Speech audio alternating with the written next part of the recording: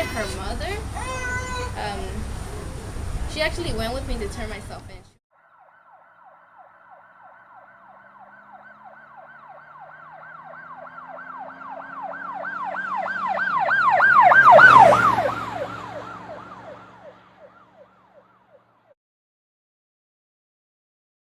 It's a huge impact when your mom goes to jail. It can cause them to not be able to learn as well in school. They worry all the time about their parents. So it's that mixture of worry and anger. My mom, she had Denise. They didn't let her in. They did let her in court. She went in with me. When I saw her, I opened my arms so I could hold her, and she didn't want to. She denied me. She was just turning away. She didn't wanna hold me no more. So that really got me sad. It was a couple days I was gone, and she didn't want to anymore. My mom would tell me that she would wake up at night crying, yelling, "Mama." I think women who are incarcerated have an extra sense of that shame and guilt. They're letting down often, people other than themselves.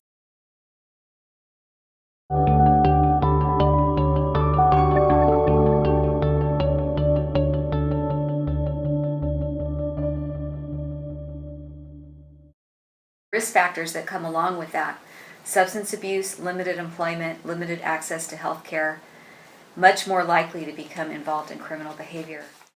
There are high rates of poverty. A lot of these women are doing things just to survive, just to support families, and they get caught, and then they get wrapped up in the criminal justice system.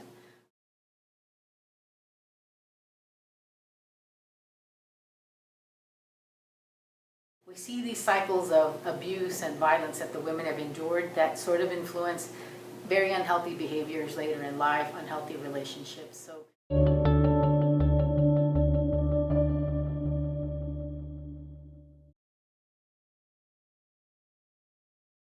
Nonviolent, low-level offenses, things like petty theft, forgery, what we call crimes of survival, because one of the most prominent crimes are going to have to be drug-related crimes, and that could vary from a number of different charges, but just one boyfriend that he got you into it. From there, you start being in the streets, selling drugs, being in drugs, stealing stuff, breaking into homes. You'll do anything for that guy. You think you're in love.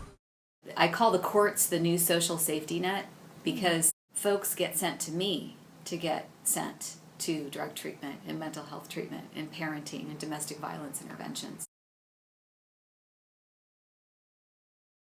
Yeah, there's programs for the women in jail. However, a lot of women in jail they're not all eligible for these programs. We have our family wellness courts.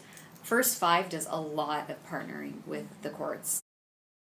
It's obvious that these programs are not always successful. Also, a lot of budget cuts in the county, city, pretty much statewide, but these budget cuts have limited the staffing in the jails.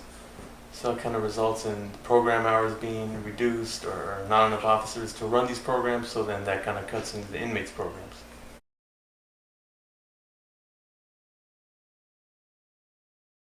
It's much less expensive to put somebody in job training than it is to re-incarcerate them for a year.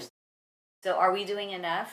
I don't know if we're doing enough, but I know that we do as much as we can think of doing.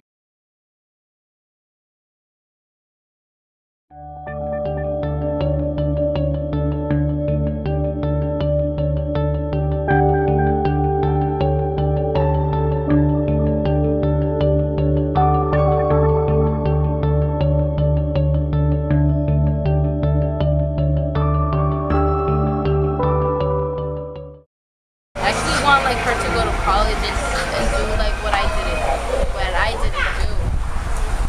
Both my daughters, I want the best for them.